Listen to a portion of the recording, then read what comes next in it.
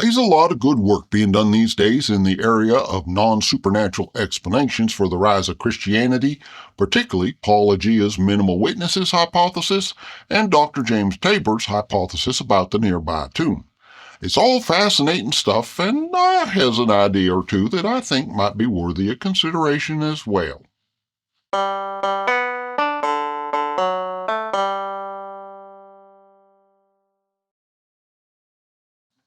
Hey there, folks. Bertram the Barely Bearable Atheist here, and if you came here hoping for a new book series, I'll have to ask you to bear with me, no pun intended, for one more episode. We'll be starting a new series next time, I promise, but today I want to build on an earlier video I did called The Non-Resurrection Resurrection, expanding on the core idea and adding some additional context. I'll mostly be building on Paul Agea's Minimal Witnesses account and working in my own ideas and some of Dr. Tabor's suggestions. And let me say at the outset that this is still fairly speculative on my part, so any comments and criticisms y'all might have is more than welcome. For simplicity, I was going to give it in simple narrative form as if it was a done deal, but I ain't preaching it as a gospel. I just want to get the conversation started to see what all we can come up with. And I also need to point out that this ain't an attempt to refute all of Christian apologetics. This is specifically a reply to the claim that they ain't no plausible alternative to a genuine resurrection as the origin of the Christian religion. In fact, there's a few plausible alternatives, and this is just one of them. So with that said, let's hop into our rhetorical Wayback Machine and set the dial to early 1st century Palestine. The Romans is in control, and there's a lot of folks who don't like it. Various apocalyptic preachers is wandering around proclaiming the coming kingdom of God and the imminent overthrow of Rome, or at least of the Roman occupation of Palestine. And one of those preachers is named Jesus. Now, the preaching of Jesus, as he originally preached it, is a little different than what tradition reports today. Subsequent events is going to radically alter his disciples' perception of his ministry and will significantly shift the focus. But here in the early 30s CE, Jesus is mostly focused on the imminent apocalypse within roughly his own lifetime, where God's going to overturn the current world order and establish a new kingdom ruled over by his divinely appointed ruler, the Messiah. And lots of other folks is also preaching this kind of stuff. Everyone's attracting their own fair share of followers. But Jesus' brand of apocalyptic preaching has a few distinctive characteristics, like his condemnation of temple worship. And of course, he didn't object to the temple itself because he thought that was God's house of prayer. But he felt like the whole sacrificial system had become commercialized and corrupted and was just a way for a corrupt priesthood to get rich at the expense of ordinary Jews. And that's where he gets himself into trouble. Later gospel accounts will emphasize various religious controversies, like allowing folks to do things on the Sabbath, even though the Pharisees said that was against the law of Moses. But the real problem was that Jesus was threatening their cash flow, and when he took it as far as physically attacking the vendors and the money changers on the temple grounds, his fate was sealed. So you know the story. Jesus gets arrested and tried and crucified, and he dies in the middle of the afternoon on the day before Passover. And here's where I go with Dr. Tabor. Joseph of Arimathea, who was secretly a disciple of Jesus, goes to Pilate and gets permission to take the body of Jesus away for burial. Dr. Tabor points out the fact that in the Gospel of John, chapter 19 and verses 41 and 42, it says that they laid him in a nearby unoccupied tomb on account of the fact that it was late in the day and they was running out of time. In other words, it weren't a tomb that actually belonged to Joseph of Arimathea. It was just someplace nearby where they could leave him temporarily until they could move him to a more permanent tomb. They didn't have time to do it properly on account of the holy day, so they just stashed him in there for the time being. And Dr. Tabor thinks that Joseph came back and got the body probably just after sunset on Saturday night, just like he'd planned all along, and that's why the tomb was empty on Sunday morning. But I'm going to propose an alternative suggestion that I think fits the facts even better. In my version, there's a few other disciples of Jesus who don't know that Joseph is secretly a Christian. These ain't any disciples you've ever heard of. They ain't any of the 12. They's just some of the other faces in the crowd that followed Jesus. And they don't think it's right that a member of the Sanhedrin that condemned Jesus should be the one who's taken possession of the body. So after Jesus is laid in the tomb, that same night, they come back for him. It's a holy day, but they believe that the Sabbath was made for man and not man for the Sabbath, just like Jesus taught. And just like we see in believers today, if you want something bad enough, you can generally find a way to rationalize it with your religion. So they come back in the dark to get the body, knowing that it's against both Jewish and Roman law, but feeling like they're justified in doing it anyway. And here's where things go wrong. The tomb is nearby to where Jesus was crucified, like it says in John's Gospel. And that means it's near the Roman guards who's watching to make sure nobody illegally takes away any crucifixion victims to give them a decent burial, because that's against Roman law. So you can just about guess what happens next. The disciples is carrying away the body, and they runs into a Roman guard. Now, Joseph may have had permission to take a body, but these guys ain't Joseph. And these guards is the night shift, so they weren't even there whenever Joseph got permission. All they know is that here's a crucifixion victim being smuggled away after dark, and that's bad.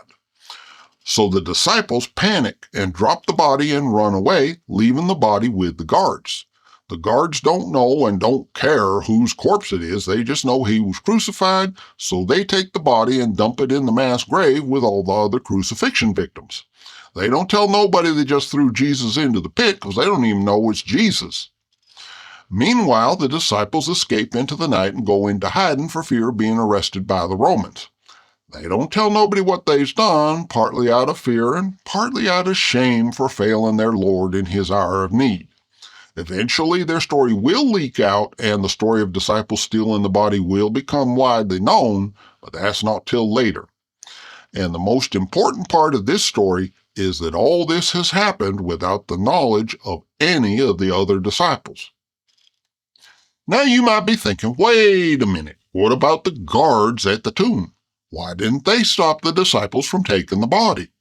Well, two things. First of all, the story of the guards ain't true. Matthew just made it up to explain why there was widespread reports that disciples stole the body. But secondly, even in the story, the Pharisees don't ask for a guard until Saturday morning. The whole night between sunset on Friday and Saturday morning, they ain't no guards on the tomb, even according to Matthew. And that's plenty of time for the unknown disciples to go get him. So, okay, now he's up to Sunday morning. Some women go to the tomb, and of course it's empty. And the first thought that pops into their minds is that someone has moved the body. They run and tell Peter and a few other disciples, and Peter runs back and confirms that the body is gone. And there's another disciple, traditionally identified as John, who goes with him and sees the same thing. And the Gospel of John says that this other disciple believed as soon as he saw the empty tomb. But it never specified exactly what he believed. It just says he believed. And we'll come back to that in a minute. So the tomb is empty, and nobody knows why, and it's all very upsetting and also a pretty viral story. Other apocalyptic preachers has died, but they never subsequently had their corpses disappear. You can imagine how fast a story like that had spread even without any resurrection stories associated with it. By the end of the religious festival, pretty near everybody in Jerusalem has heard the story of the empty tomb. Or at least a whole bunch of folks has.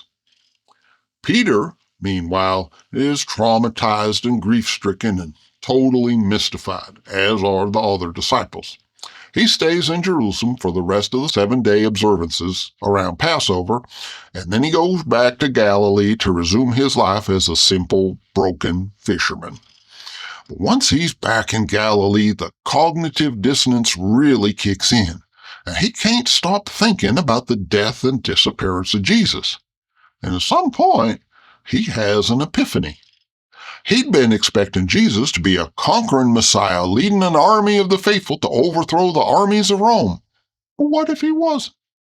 What if he was a kind of sacrificial lamb like the Passover sacrifice? And just like Ellen G. White having her vision of Jesus entering into the celestial Holy of Holies to begin an investigative judgment after the great disappointment of 1844, Peter has a vision of Jesus, the sacrificial Lamb of God, raised up from Sheol to the right hand of God in heaven, declaring himself to be alive and triumphant after giving his own life in atonement for the sins of Israel. And in this vision, Jesus explains to him that his body was caught up directly to heaven, just like Enoch and Elijah, and that's why the tomb was empty. To Peter, it's like the dawning of a new day, and everything that had mystified him before suddenly becomes clear. The tomb is empty because Jesus ain't in Sheol anymore. He was raised up to heaven and is alive and well at God's right hand. Now, this ain't strictly a physical earthly resurrection, but it's enough of a resurrection to rekindle Peter's faith and zeal. Later traditions is going to modify Peter's gospel slightly and turn it into a full-blown physical earthly resurrection, but here in the days between Passover and Pentecost, that ain't happened yet. Peter returns to Jerusalem and begins preaching his gospel of the ascended Jesus, raised up by God from Sheol to heaven, and coming again sometime soon to finish the job he started during his first coming. Well, there's no shortage of cognitive dissonance among the other disciples, who was also traumatized by the violent end of Jesus' earthly ministry, and Peter's preaching of the exaltation of Jesus finds fertile ground. The story of the empty tomb goes viral again, this time with the miraculous translation of Jesus' body up into heaven. And other folks has their own visions of Jesus confirming what Peter is saying. And for a good long time, this is the version of the gospel that's spreading among the Jews. So Christianity in something similar to its modern form begins to spread. Some Jews believe and some don't, but it's generally peaceful with one notable exception. Some Christian feller named Stephen gets into argument with some non-Christian Jews, and he provokes them so bad they end up murdering him. And one of the folks in the crowd watching the stoning is a young Jewish feller named Saul. Now, Acts tells us that this was the beginning of a great persecution of the church, but we all know how quick Christians is to cry persecution. Young Saul eventually converts to Christianity, and he certainly don't have no trouble going into Jewish synagogues preaching Christianity. And sometimes he does get into a heated dispute and gets kicked out, but they ain't the kind of opposition that would prevent him from being allowed to preach in the first place. So probably this so-called great persecution is just greatly exaggerated. And Saul, or Paul, as he calls himself after his conversion, probably weren't as violently opposed to Christianity in his pre-conversion days as he later claimed to be. Now, I'm sure we've all heard from believers who go out of their way to emphasize just how bad and how awful they was before they met Jesus, even to the point of kinda stretching the truth. That ain't nothing surprising. Paul says he persecuted Christians and even participated in their deaths, but that could be just leftover guilt by association for his role, however incidental, in the stoning of Stephen. On the other hand, Paul definitely did have visions of Jesus, or at least he claimed he did, which ain't too surprising considering how many Christians even today claims that God has spoken to them and that Jesus has appeared to them. And it's interesting that when Paul claims that Jesus, quote-unquote, appeared to him, he uses the same language as when he says Jesus, quote-unquote, appeared to Peter and the other supposed witnesses to the resurrection. And that's consistent with Peter having had a vision of Jesus in heaven, just like Paul had visions of Jesus in heaven. In Paul's day, Peter's original version of the gospel would still be the dominant version. But Paul makes a significant change to Christianity by introducing the idea that Gentiles could become Christians without first becoming Jews. Now, a few decades later, the writer of Acts is going to claim that Peter had the idea first, but that's likely just an attempt to gloss over the embarrassing conflict between Peter and Paul over whether or not you had to become a Jew. Either way, it has some unexpected consequences. Turns out it's easier to convert Gentiles with a story about an actual physical resurrection instead of just a spiritual resurrection as part of an instantaneous translation into heaven. In his first letter to the Corinthians, in chapter 15, Paul argues extensively that the body you bury is not the body that gets raised. Resurrection, according to Paul, is resurrection into a spiritual body as opposed to the body you put into the ground. But despite Paul's efforts, a new version of the gospel begins to circulate in the church, especially among Gentile Greek-speaking believers.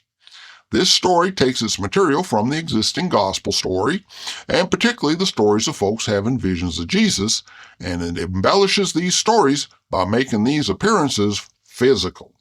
And with the deaths of Peter and Paul and some of the others, the gospel of the physical resurrection really commences to take over. Now, at this point, they ain't no written gospels on account of folks is expecting that Jesus is going to come back within the lifetimes of those who heard him preach. Why waste time writing out a whole book, especially considering how long it took to write out copies by hand? You could be using that time to get out and preach and warn folks that the end is right at the door and they need to repent right now. Time is of the essence. But all that changes in 70 AD with the destruction of the temple in Jerusalem. For the first time, it really begins to hit home that Jesus ain't necessarily coming back as soon as they'd been hoping. I mean, the first generation of believers is already getting pretty old by then, assuming they's even still alive, which a lot of them ain't. But the destruction of God's holy temple is a crisis that demands an immediate answer. So somebody sits down and writes out the gospel that we today know as the Gospel of Mark. And we don't really know who the author is, but whoever it is, they's writing it in Greek. And they's making sure to include a quote-unquote prediction by Jesus that the temple would be destroyed in order to reassure believers that the destruction of the temple ain't a setback for God. It's all going according to plan. And he don't want it to be too obvious that he's writing after it had already happened, so he don't directly mention the quote-unquote fulfillment of the prophecy apart from a vague admonition to let the reader understand, unquote, wink, wink, nudge, nudge. And we need to remember, of course, that his gospel ain't a first-hand eyewitness account of Jesus' actual ministry some 40 years prior. He's writing down all the best stories he's been told about Jesus that portray Jesus in the best possible light. And some of them he might have embellished a bit, and a lot of them was probably embellished before he heard them. And of course, all of them is being written with the benefit of hindsight, adapting the original details to fit with a more recent understanding of the meaning of his death and supposed resurrection. What's interesting is that the author of the Gospel of Mark apparently subscribes to Peter's original version of the gospel that ends with Jesus going straight from the tomb to heaven instead of being resurrected here on earth. So the author of Mark ends his gospel with an empty tomb instead of with Jesus walking around alive and well. And that, of course, has caused consternation among Christians ever since. So much so that some folks even added extra verses to the gospel to make it contain a physical resurrection. But the original copy of the story ends with an empty tomb, just like Peter originally preached. Well, not surprisingly, this inspires other folks to put out their own gospels with quote-unquote corrections to the parts that Mark got quote-unquote wrong. By this time, the gospel of the physical resurrection is the dominant gospel, and the writers of these other gospels is determined to make it the only version of the gospel. And so they adds in all kinds of details to their resurrection stories to emphasize the supposedly physical nature of Jesus' supposed resurrection. Interestingly enough, though, traces of Peter's original gospel still remain. In Matthew's story about the guards at the tomb, he has the guards going to the Pharisees and telling them that Jesus has risen from the dead, and the Pharisees inexplicably is concerned only with the empty tomb and not at all with the idea that some dead apocalyptic preacher is physically alive and walking around the streets of Jerusalem again. That's a story that might have sounded plausible in the early days of Christianity when the empty tomb gospel was the only game in town, but it don't make no sense at all in the context of a physical resurrection. Nobody would seriously suggest that the resurrection of Lazarus, for example, could be plausibly debunked by claiming that his tomb was empty because his family stole the body. Debunking an empty tomb only works when there ain't no physically resurrected saint roaming around on the streets. And of course, even with the physical elements added, the so-called resurrection appearances of Jesus still retain their original ghost story vibe, with Jesus appearing and disappearing, and locked doors not keeping him out, and folks not recognizing when they first see him, and all that kind of stuff. Considering that the Bible, all the way back to Genesis, describes spirits as being capable of physical manifestations, it ain't a real stretch to say that the supposed appearances was originally talking about Jesus being a spirit, and that the physical details is just later embellishments. But anyways, from here it is pretty much a done deal. With the deaths of the apostles and the spread of the written gospels, Peter's original gospel ends up completely replaced by the modern physical resurrection version. Over the next few centuries, the church will canonize the gospels that support the official narrative and will suppress or destroy conflicting accounts, and Christianity as we know it today will be firmly established as the orthodox version of the religion. Now, is this what actually happened? Well, I can't say for sure. Of course, some folks have serious objections to the idea that Joseph of Arimathea was even a real person, for example. But what attracts me to this idea is the things that it explains, like the fact that the Gospel of Mark ends with an empty tomb instead of a physically resurrected Jesus, or even the fact that they so much emphasis on an empty tomb at all. It explains why the disciples who would not die for a lie would die for the belief that Jesus rose in some sense from the dead. And I know it's debatable whether any apostles even did die for their faith, but I like the way this account shuts down that whole argument before it even gets started. And I like the way this account is fully consistent with what we can observe about the real world and about the way that believers think and speak and behave. We don't need to assume anything more about the situation than just assuming that Christians back then was like Christians today. Granted, I'm speculating that unknown disciples stole the body and got caught, but that ain't really an implausible scenario given that the tomb Jesus was buried in was near to where he was crucified and given that removing bodies was illegal. And like I say, I ain't proposing this as the answer, I'm just opening the topic up for conversation. And I'd love to hear more about it from the experts, and anybody else for that matter. And I'm sure there's more that could be said, but that's going to about do it for me for today. Next time, some feller named William Lane Craig has written a book, and we're going to start to have a look at it. Meanwhile, thanks for watching, and please be kind wherever possible.